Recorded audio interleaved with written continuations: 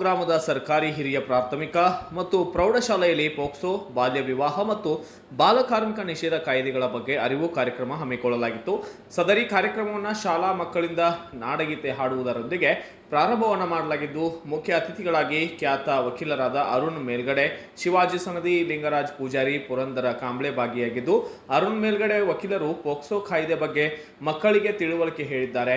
ವಕೀಲರಾದ ಲಿಂಗರಾಜು ಪೂಜಾರಿ ಪೋಕ್ಸೋ ಕಾಯ್ದೆ ಮತ್ತು ಬಾಲ್ಯ ವಿವಾಹ ತಡೆಗಟ್ಟಲು ಶಿಕ್ಷಕರ ಮತ್ತು ಪಾಲಕರ ಪಾತ್ರ ಬಹುಮುಖ್ಯ ಎಂದು ತಿಳಿಸಿದ್ದಾರೆ.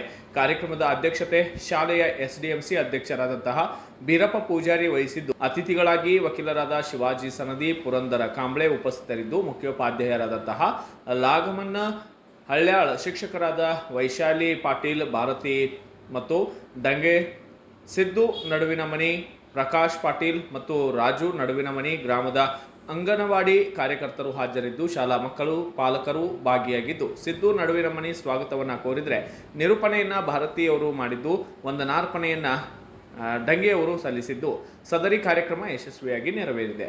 Bureau report, Gajanana Aihole.